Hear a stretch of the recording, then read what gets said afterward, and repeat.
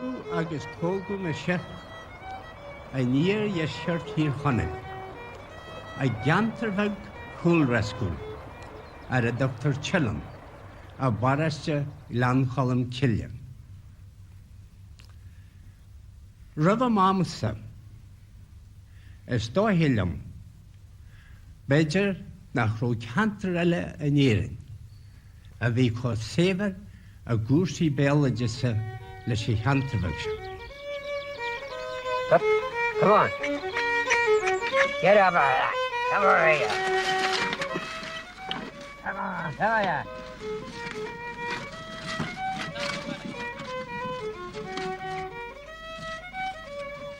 Get up out of that.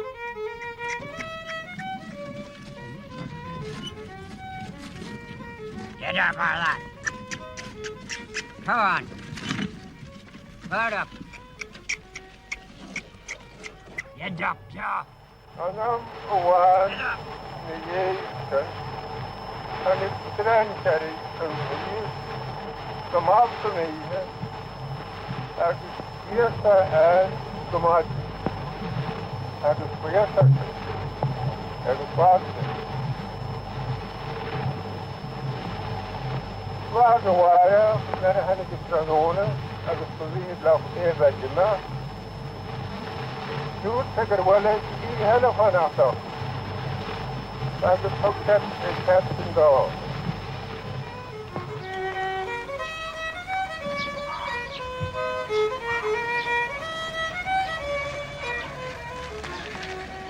I started off in 1935 before the Second World War, and I think I can safely say that greater changes have taken place during the years that I have been collecting folklore than took place and 500 years before.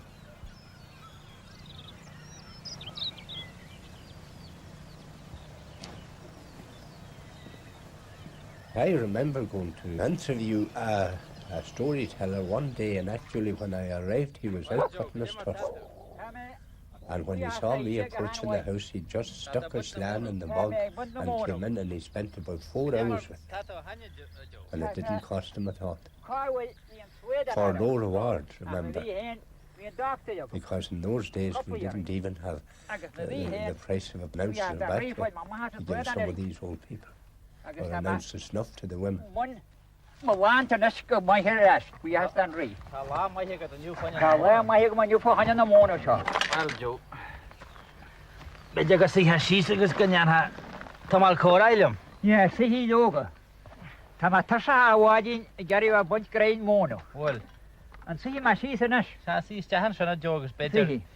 Cái nhà hả ora naga cái xí switch. What? Tham ancestor. Yana may hiệp. Cái nhà tora nhớ cái kejam. Ta oran galoragum. Shan oran gelik na shan oran verba na da. Ta shan oran gelik ke verba. Bây cái nhà ha couple shan oran dus. Well, yana may hilt da shan oran retetche. Glanta na kali wegni tashi. Glanta na kali wegni jehe manust an sanamat abhay. A hokolum brijo ogni weli retet nan hrubina dari. Aber niet gaan je Martin zijn Glanta na kali wegni. Ja, Glanta jehe manusha. Sa der aber de daar is. Kan je zo de velen zijn. Aga silanta na kali wegni. Laga brona morbium. Bim sagona goadona kajigi majin jardin. Bim seg fewana tranone ke julun radet na ke hakonti. Ganen shorter down the war ege tarta hokro mokri. Agus bansar talamasan kalin heart a romance and a chilly out. They got cheese, go to hell, nature what the lumps them away.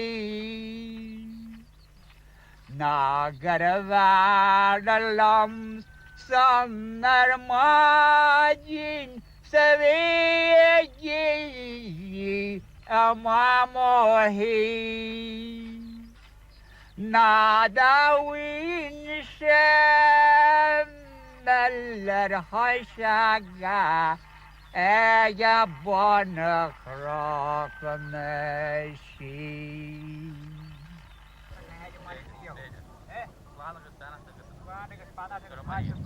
I was recording this material all the time. Most of it went back. In fact, much farther back than the Middle Ages. And I wasn't interested in the modern times of the modern world at all. I was just interested in these old people and in their traditions and lore. And I'm sure that had the effect of leaving me, as they say here, more shanamshire than the ordinary man or woman of my age, you know. I suppose left me grey too before my time.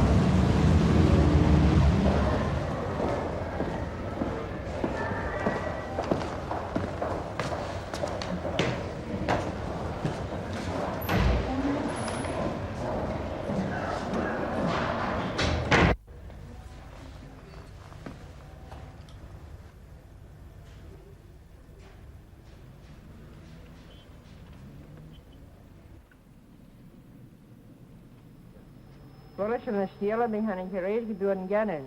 Dan ik bandje en het slager en het veste gesteel galje. In tijden van leesje, maar in Queen vallen, je de koral en de kele dan maar weet je kinalen. Volgens een gevaar die maar vagen wordt kalling. De schatsel waar naar schade is verre weer in de golle balla. Je schrijft zich is niet weg, zich is niet smedjes jede mamen. Ja in tijden van brega, maar in Queen vallen. Kalling wordt boer na giri mahal madin. Tingen me volk upon my vater tama follow. Moruje ta morna rosti is me huwe ta mornjala. Dat ik taste da mer bleren sta se fading part paru. Ta fair father is fata en anar.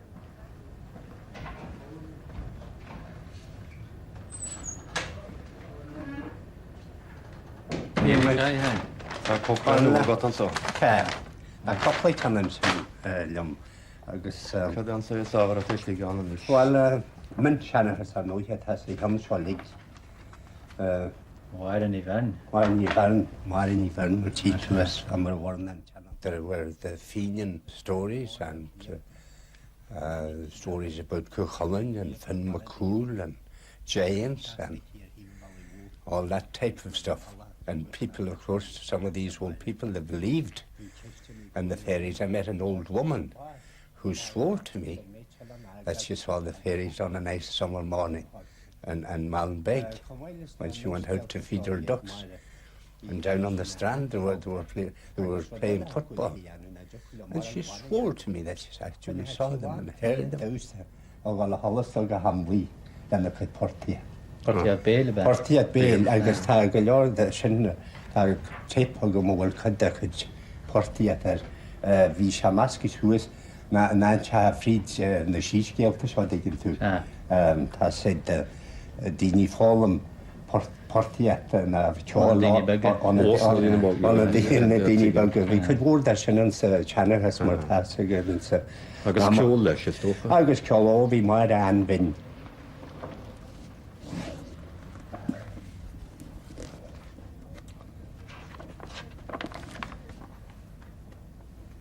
we had to keep a diary and record a full account of our evening or night or days with the old Shanahies.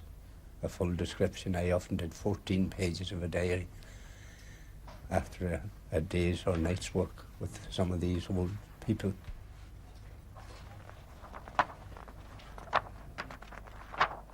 Hashama gobar margin jaluan lehanyaini. Hashama yeru echan fihado in sanaiter stadma tranona jasahan. Skrima echan fihetri, agus fihe kahar faster. Vi moran skri waru, agus bada chud chain vek mneerti ir shaw faster. Agus vi shadan dele hegvad. Stadma gobar a hachtach log. Agus an shin hogma ma rohar lum na karike. Casu éman a glochhain an taharach, chelin, arim, agus rinma Shanahas mór leis. Fuirma anim na ha maran or an way. A bhfuil nátar le deanta agam dífa. Agus salarag sé mé, ial se dú go deocha tseanir agam na capui, go gur hyn síos ar an edifón iad way. Hannig ma wala rast ag cearú go dín day.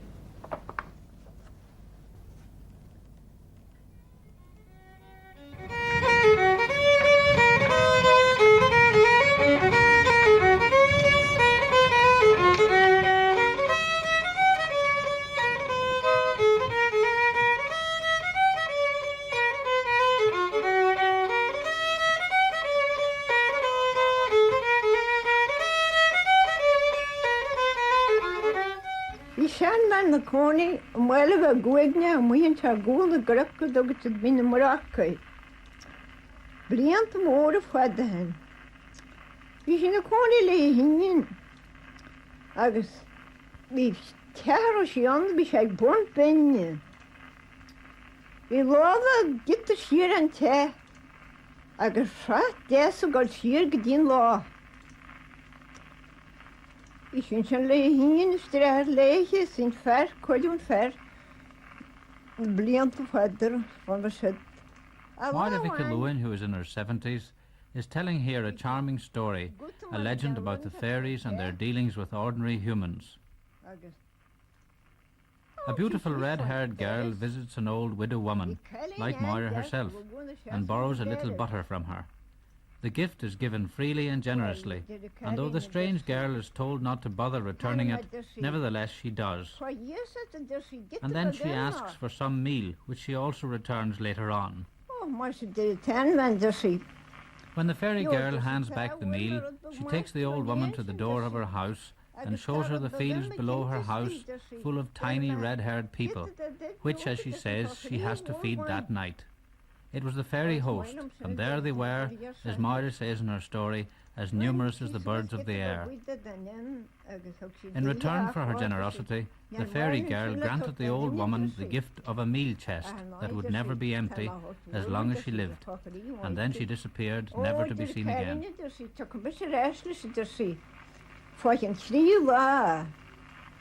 Oh, and there are 10 men that are not terrorists, less gebrachlis.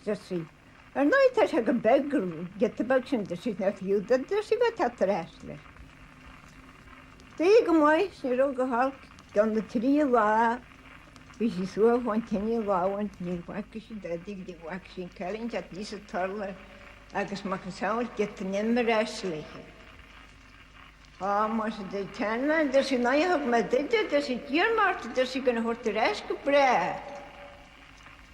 Wel, dus ik. Tamagarjari telu nyort desi jokulat desi grani pag mene kostje horto agus maar de 10 man desi naar hier maar desi kan wel goed desi nee moet we de naalti en ogere zijn desi na kom dat ik ook eens bion en hoor koje nesse de jasa desi koje grani na mene kostje desi staan zo hoor desi Sinne grainin molly desi, hannig is mullen, flanken jokke desi, agus ní raai de chore desi gebrehe desi followers men.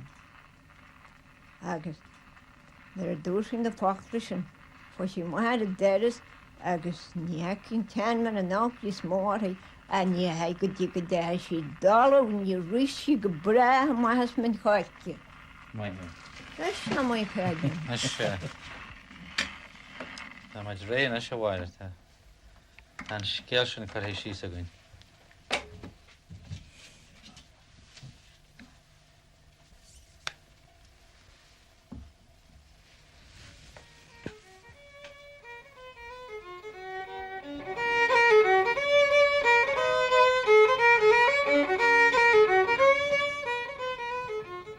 I used the old ediphone machine. There was no other recorder at the time. It was the best thing that we could get. And that gadget was 4 stone weight. And the cylinders, the wax cylinders, came in boxes of dozen through the post.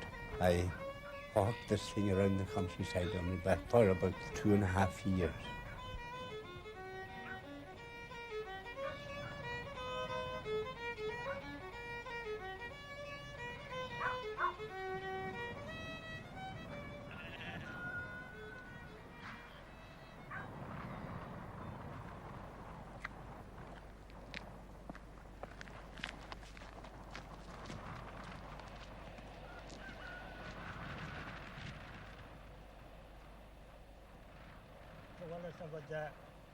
Which I bjog of all like a bed nobody was to have foresight. We might have land used to get begging them in the water. I'm after get towel like over a hen like a say a like a pretty or a shabari after jiggers. I guess and since I had a 3-wheeler sugar there is a no small mono. Hook on the wall of the hand, half not near flux and the small mono at a English. And Why is I no good boy? I guess we check all in the Asian. Let's a call the Asian. Well, so I call the say good boy. Ka wash na horan. Eh? Ka wash na horan. Ah, yes, we shall do it when you call. Which I must have covered the rella like it's a rover like a seagull call. Well, Facto hen so is cut wide in the horan of Yege. eh? Facto hen so is cut wide in the horan of Yege. Well, fact, my so it's couple of them. Vi oran verle gero. Ah, her orange barely big. Her is a barrel hule so walla. I guess, for to hen oran verle. Vi to hen or Oh, hill. well, we miss a hule, this is a whole of my head. Not a rodin yellow call barrel. Well, and yet I can the horan verle shan do so and slid the hall. Well, there my chin take a knuckle. My ho. One evening fair to take the air down by the banks of Clyde. I tell you true, I stood to you, sweet nature and her prime. The nature and her prime, esteems so bold and well controlled for Hughie Harkin is now 87 years of age, and he learnt this song about the sinking of the Titanic as a young man when he worked as a farm labourer in the English-speaking rich lands beyond the mountains to the east. Ploughed the sea. At last she struck an iceberg and started to her grave. And beautiful April morning we steamed from Southampton Quay. We had millionaires as well as the poor, bound for America. We had joy and hope on every heart, and my restless waters blow. Most of his other songs are in Irish, and he learnt them from his father, who knew no English. His father, says Hughie, was so fond of singing that he could be heard going over the old songs even as he went about his work, ploughing and tilling the soil. And here's the breeze, the prayer. Women and children first for Christ 700 souls were saved. But the rest lies down on watery deep to full of Mercy's grave. The brave old ship Charpiti had that hear the whalers cry. She was putting all her steam ahead, the Titanic fast at fly. We saved them on the lifeboats and landed them safe in New York's Bay. But the ones we left behind us now so way to the Judgment Day. My Hughie, my Hugh. Ka word on Toran shan. Eh? Ka word on Toran. Kege wahit on Toran Oh, shan. the wagon. We're not sure about faster a wagon. Long vreshu vian shan a bit. Long vreshu vian shan. Long a by huna. Say. Eh.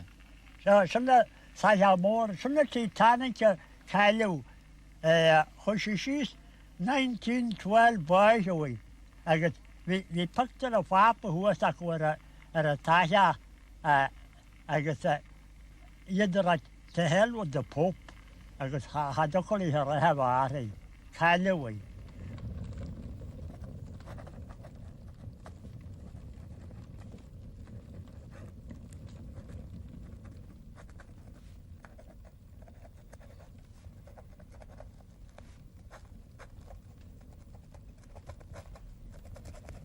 When I went out, I generally recorded a dozen cylinders.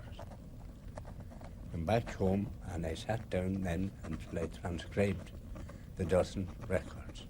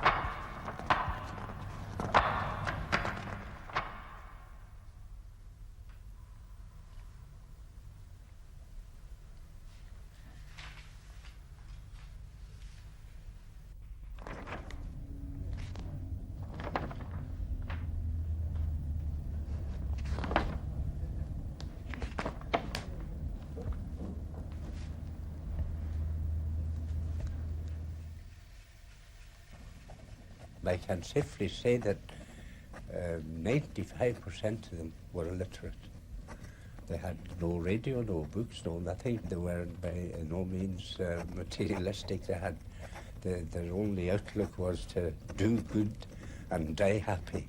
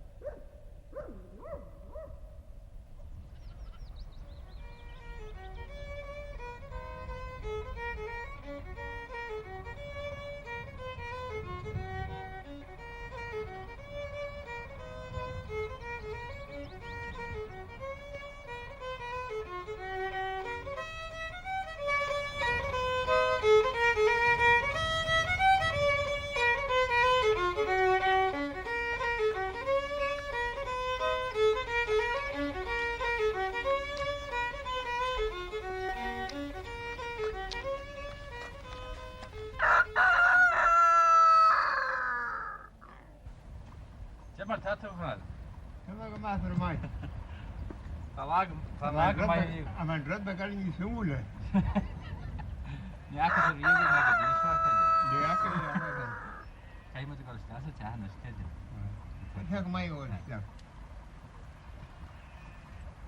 Yeah, not skelty agus oranje. That had a father. Agus a rála se bheith scealaíochtas san ihe na gin se I gáneal agus a go háart. Ní bhí sé an mar scealaí mar scealtaí ige a bhí anrú dóranige a bhil se na híar fin gus a bhfuil amra sa sinní agus bud gan sé trí óran tá mar staiste. As cabúr sé se na hórain. Bhí sé go binris na cuathe. Fu se anrú a go seanhaníte a bhíh you got heart from the boys of the Kenan, the Varad, you call has things of reason say here, or wants to be a key, between Chow and Aki, and for Andrew than Chow and Aki Shin. Then the Hora. I guess we shall light the Vitora. We shall grade, we shall shaft in her works and overall. And none all of us. No more wrong. We shall. Jan said, Haar gaan ze die agus Jan unter goes a fjorm the good. Wie? Jan unter the hair about. Wie Jan unter go far fjorm the good. If you like a far and just for you. Agus ro gaelic way hige. The gaelic way hige. ook we only staan ook voor de eigen weer. Carbasta light, wel is het? Maar je nergens ook carbosta. En je pieces van de grahle daar eraan er wie zijn de daar daar je. De hadden vader. Zo had je de fuski zijn verklasse ha. Zo moet je Christus ha gaan ze. Je dan dank in bakka en we hai. Na zo zo 16 moet morgen spees. Fakjes een gala hier morgen. Dan maar over morgen wat ongereed. Dan reep je ook om weer in er nagin. Ach, zou ik mijn vader in er aan weer. Die show maar hen de wie zeg al daar zijn. Die show maar hen die zeg al daar zijn beautiful. Kokker wie mag al cash hard voor in Wajan Wara Fadrik. Is een fara force en Wajan Wara. Een fara force en Wajan Wara. Wait to scale fishen. Hier was je met dat je wat doet, dat we zijn zo moet je draaien of arge. We zijn zeggen doen we. This is the story of the man who married the mermaid. Padraig McAluhan, who is telling it to me, and his brother Connell, is 94 years of age. This story is an old favourite of his, and he believes in it very strongly. He heard it from his father. Come in, rather than laugh of the which is a breath. You should free yathig. For a chance of which, with you.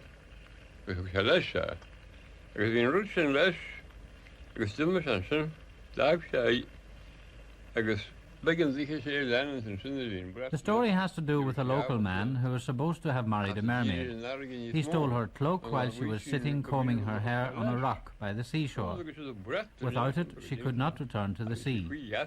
She stayed with him and they had children, who eventually, in their childish innocence, revealed the hiding place of the cloak, which their mother, the mermaid, promptly seized, thus enabling her to return to the sea. The children grew up to be big, strong men, says Padraig, and his father knew them well. Padraig's story is in fact an old international folk legend, known all over northwest Atlantic Europe, among the Scandinavian and Celtic peoples. And his version of it is but one of many hundred recorded from the lips of storytellers like himself.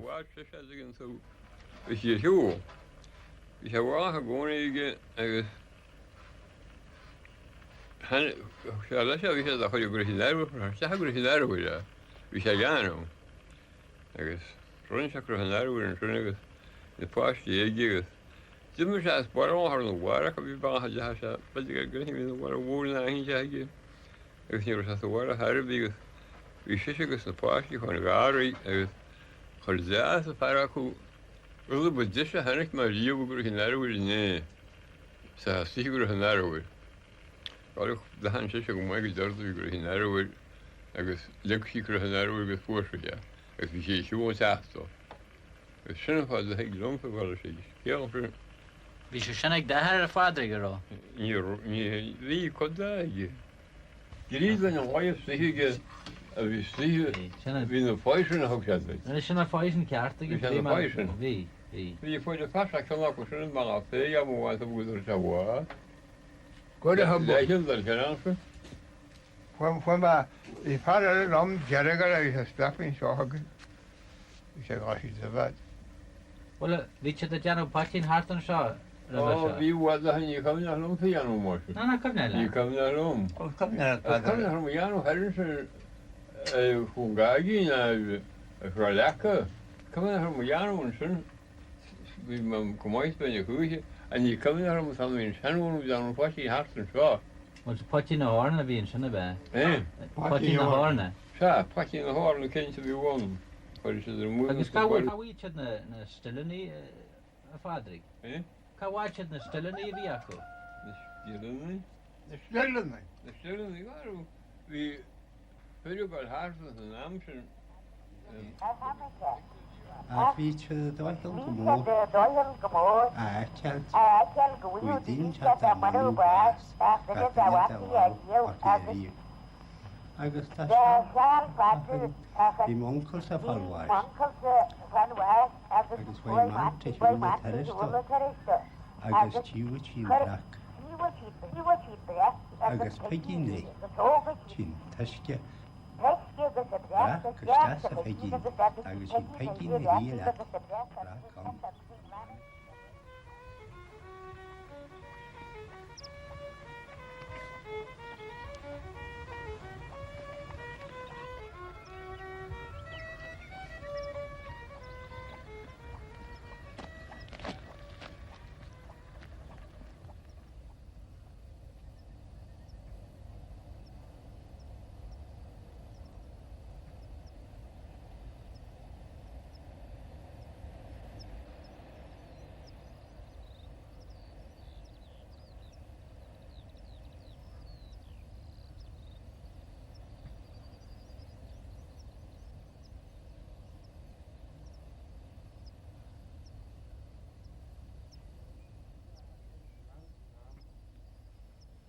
Gymyneg sy'n fara hwysio sy'n gwyl pan awla. A mi maadyn i wan clywast am, agos os i ffog hwn di ohi, agos bwyr a hart fan ffog, agos chas i sŵs a hec i gwyl pan awla. Ac ni wadi fi si hwys gyda gyda mi dy trohi, agos i hedl dala, as i stach, dos graal torium, as i stach jaar. Agos i cwrt, agos cahad, agos castio. Agos i ad y gihi, agos y gol, agos y canhast ysgyrach.